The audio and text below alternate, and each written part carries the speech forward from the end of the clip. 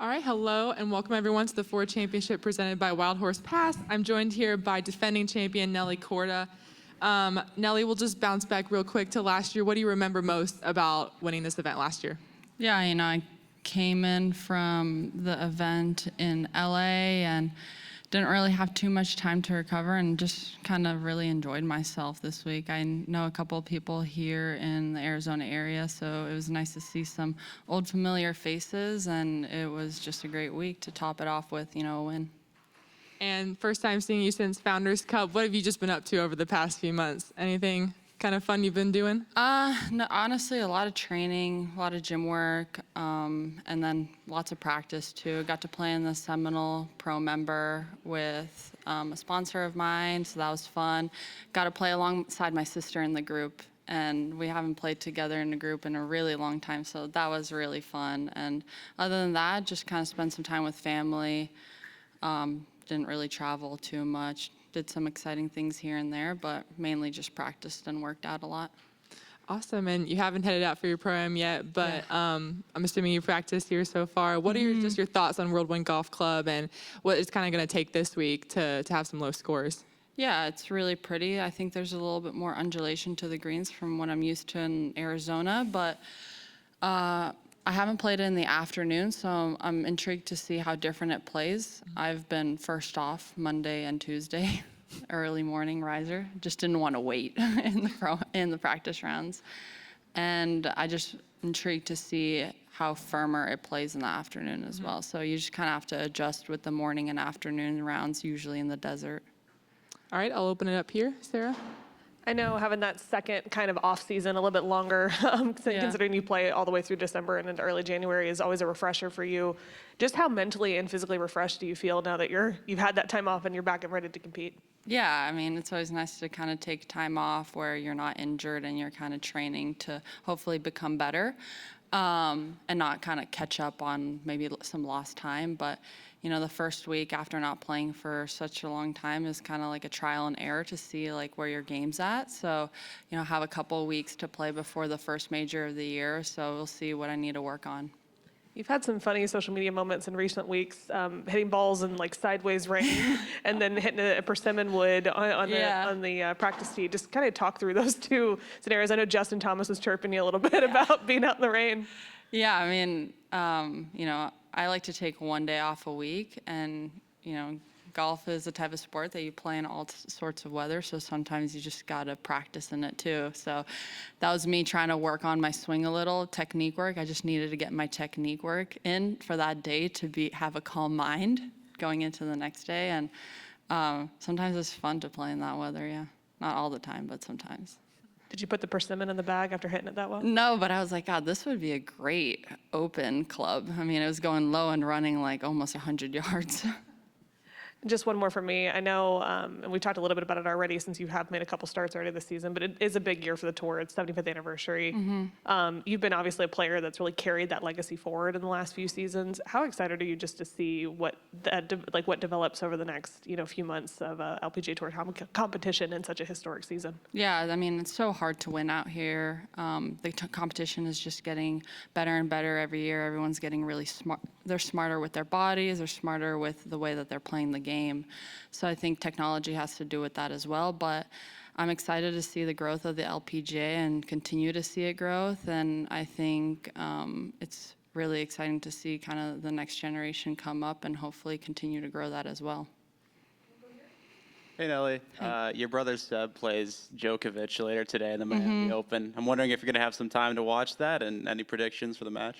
Yeah, I'll tune in. It's so funny. I usually you watch it on like tennis TV or on TV, but live scoring is always ahead of it. So I watch the live scoring while I'm watching him because I want to know how the outcome of the point before the point even happens. So I'm always like a nervous wreck when I watch him, but I will definitely tune in to today because I have major FOMO. Everyone's there, so I'm the only one not there, but I'll be watching.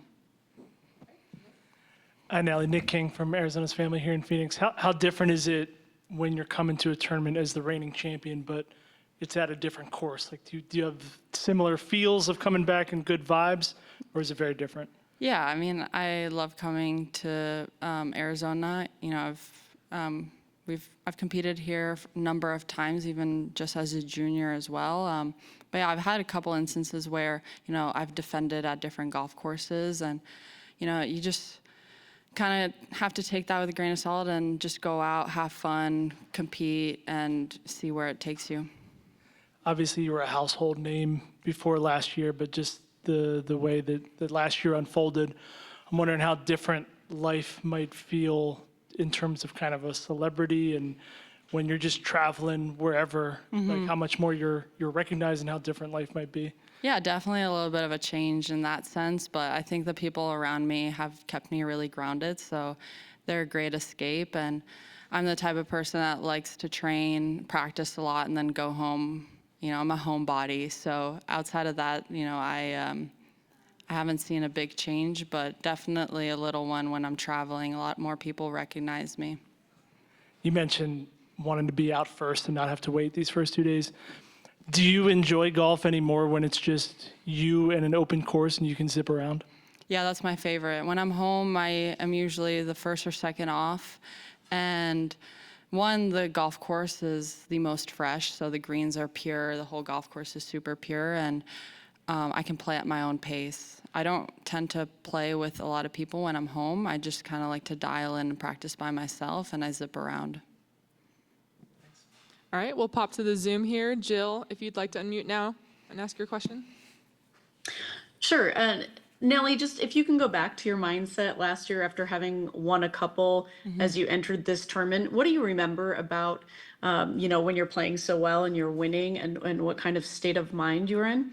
You're kind of just like in a zone. You're in your own little bubble. Nothing can really pop it. You know, even if you make a mistake, you know that it's okay and that you're gonna bounce back. So you're just kind of in like a very much so like of a flow state, and yeah, I mean, sometimes it's easier to get into that.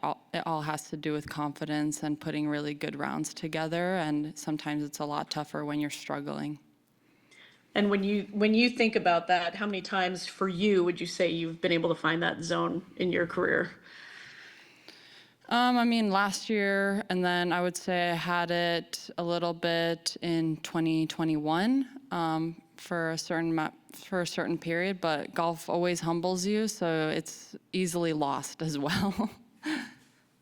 Okay, and lastly, about that zone, other athletes that you've either talked to, or have you, found a specific thing that you've gotten from another professional athlete that you've been able to kind of build on when you talk to people about zones?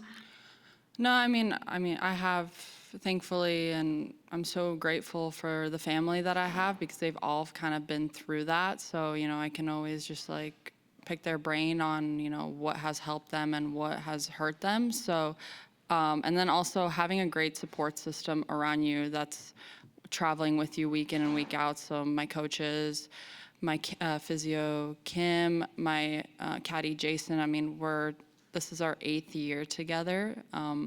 Out of all of I think I have all of my wins with him too. So having like comfort and people around you kind of puts you at ease and in a good mental state. Okay, and one last follow-up on that. Having had the same caddy, how much, I mean, obviously you see men's tour, women's, like, a lot of caddy changes sometimes. How much do you think that has played into your career? Yeah, for sure. I mean, I'm so grateful for Jason. I mean, he's one of my best friends. He's like my big brother. And I'm just grateful for the ride that we've been on because there have been a lot of ups and downs. But the most important is that like, he's stuck with me through it all. And he shows up even when I'm down. And no matter what, like, he's a great teammate. Thank you. All right, Beth Ann, if you want to unmute now and ask your question. Yes. Hello. Hi. You were talking about training a lot in your little second off season. I'm wondering what you're specifically doing. You had kind of an involved regimen for your neck at the end of last year. Are you doing anything Yeah. specifically your training to guard that? Yeah, just my entire body. I mean, golf is pretty demanding on your body, it being a one-sided sport. So, trying to even it out as much as possible. I mean, you don't want to even it out completely because those, like, the way you swing and those are, like, at the end of the day, that's your DNA as well. So just training it so that the longevity of my year is the way I want it to be, and that, I know that there is going to be an issue here and there, but more of the fact that I just want my body to be it's not going to always be 100%, but if it's 60, 70%, then it's great. What is the percentage right now that your body feels? I mean, I haven't traveled really. I've just worked out and I've played, I've been practicing a lot, but I've also was in the gym 5 days a week. And then Kim lives near me, so I see her literally 6 days a week. So it's feeling good right now, yeah. Knock on wood. You never know. And then this course has been known to have a lot of really low scores. Do you like birdie fests, and how low do you think you have to go to win this week? Unsure on the number. I think that's kind of like the trend of golf here in Arizona. I mean, the weather's usually perfect, the grass is usually perfect as well, so that all sets up for low scoring abilities. And then it's hot, so it flies really far. So, the par fives are pretty reachable. Do you like that kind of golf though, birdie fest? Yeah, I mean, I wouldn't probably like it every week, but it's fun to do here and there, yeah, where you can accumulate as many birdies as possible. The only thing is, like, if you make a bogey, then you really fall down the leaderboard. But, that's just the kind of week that, like, these golf courses kind of play. I'm sorry, I have to ask. Do you ever think about shooting 59 and what that would be like? I came pretty close in at the Olympics. And then I doubled my last one. So I just doubled. And I was like starting to creep into my head, and I was like, yeah, I don't even think about it. No, I like to take it a shot at a time and see where the round takes me. Thank you. All right. Thank you so much for your time, Nelly. Appreciate Thank it. you.